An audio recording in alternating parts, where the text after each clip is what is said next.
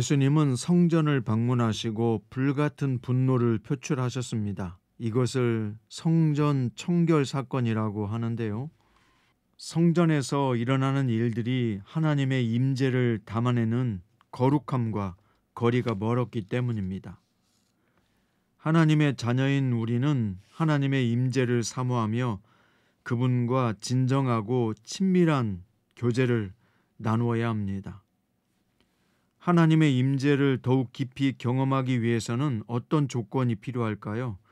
오늘 본문은 요한복음 2장 13절부터 25절입니다.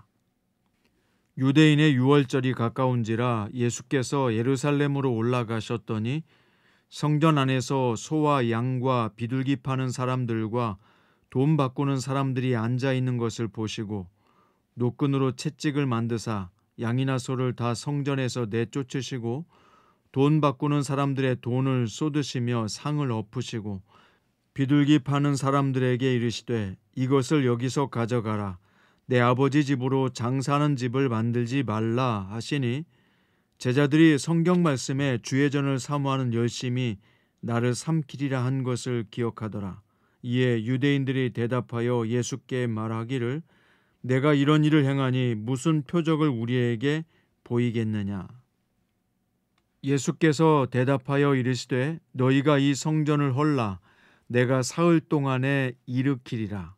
유대인들이 이르되 이 성전은 46년 동안에 지었거늘 내가 3일 동안에 일으키겠느냐 하더라.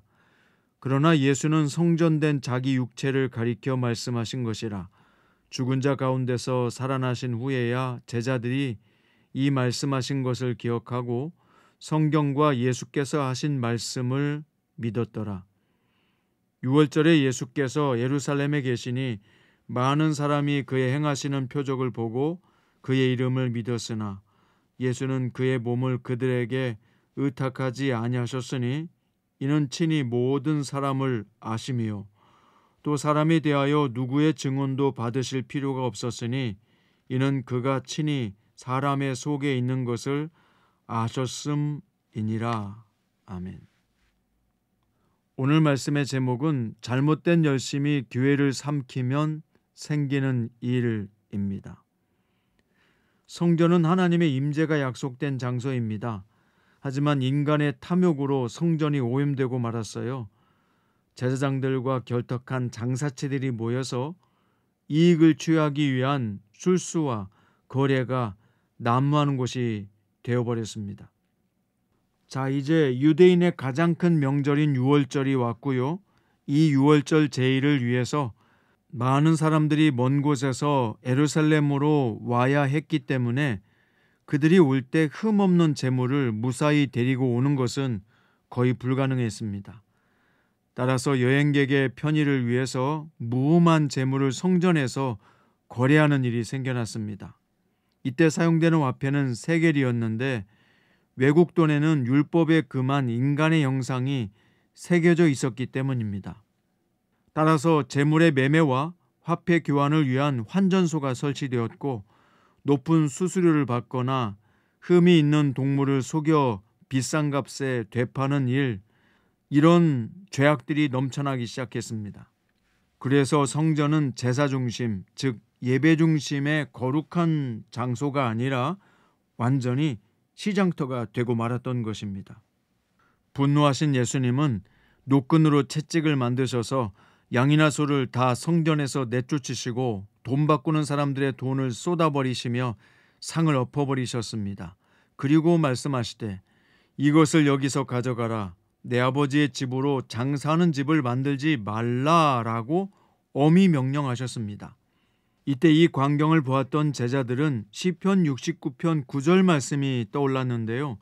주의 전을 사모하는 열심이 나를 삼키리라 한 구절입니다. 주님의 집을 향한 예수님의 사랑이 예수님 안에서 불같이 타오른 것이죠. 성전 안에서 상을 뒤엎으신 예수님의 이 행위는 이해관계로 얽혀있던 유대인들을 자극했습니다. 그들은 예수님에게 무슨 권위로 이런 일을 행하는지 따지면서 설명이 아닌 표적을 구했습니다. 이런 일을 행하려면 자격이 필요한데 네가 그런 자격이 있느냐? 그것에 대한 표적을 보여달라는 것입니다. 이렇게 가시적이며 초자연적인 이적을 구하는 것은 그들이 악하고 음란한 세대임을 방증하는 것이었습니다. 자, 그러자 예수님은 너희가 이 성전을 헐라 내가 사흘 동안에 일으키리라 말씀하셨습니다. 이것은 당신이 성전인 것과 죽으시고 사흘 만에 부활하실 것을 예언하신 것입니다. 하지만 성전 비즈니스에 관심이 있어서 돈만 생각하는 유대인들에게는 예수님의 말씀이 와 닿을 리가 없었습니다. 예수 그리스도를 받아들일 의지가 전혀 없었기 때문에 그 대답을 전혀 알아듣지 못했지만 제자들 역시 당시에는 이해하지 못했습니다. 하지만 예수님이 부활하신 이후에야 그 뜻을 알아차리게 됐습니다. 예수님께서 성전을 3일 만에 일으키시겠다는 것은 본인이 십자가에서 죽으셔서 3일 후에야 살아난 부활의 사건을 예고하신 것이라는 것을 나중에 알게 되었다는 것입니다. 예수님은 사람 속에 있는 것을 다 아셨다라고 25절에 말씀합니다. 예수님이 표적을 보이자 많은 사람들이 믿기는 했지만 예수님은 그들을 의지하지 않으셨다라고 말씀합니다. 그 이유는 뭘까요? 예수님이 사람의 속을 다 아셨기 때문입니다. 예수님은 사람을 신뢰하지 않으시고 오히려 사람들에게 당신을 신뢰하고 의지하라고 말씀하십니다. 사랑하는 성도 여러분, 예수님은 사람의 증언이나 추천이나 지지나 응원이 필요 없으신 홀로 충만하신 하나님이십니다. 우리는 표적에 의지하는 종교적 열심이 아니라 성전 그 자체이신 예수님을 믿고 따라가는 성도가 되어야 할 것입니다. 사랑하는 여러분, 우리가 열심히 예수님을 믿고 따르는 것은 매우 중요합니다. 하지만 잘못된 열심이 사람들의 마음속에 있고 그들이 교회를 세우게 된다면 어떤 일이 생길까요? 오늘 성전이 예배의 장소가 아니라 시장 바닥이 되어버린 것처럼 그렇게 교회가 난장판이 되어버리는 것입니다. 오늘 성전을 정화하신 예수님의 단호함은 결국 우리를 향하고 있습니다. 과연 우리의 마음과 삶은 욕심과 탐욕을 멀리한 채 하나님의 거룩하심을 담아내고 있을까요?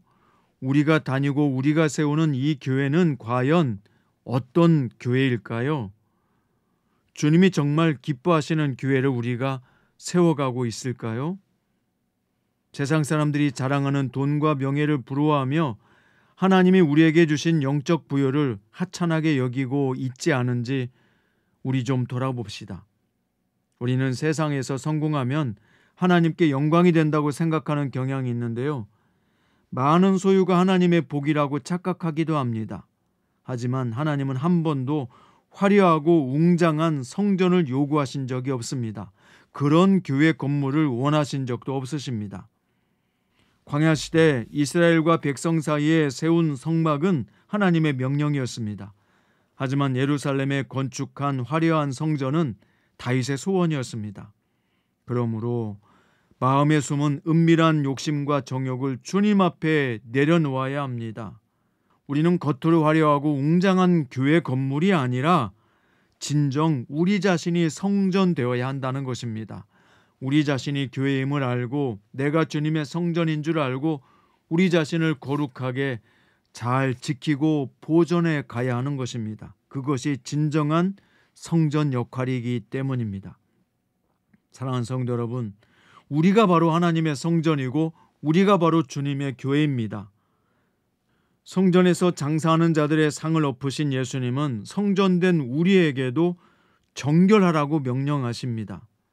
거룩하신 하나님과의 만남에 감사하며 탐욕을 벗어버리는 것이 진정한 교회의 길입니다.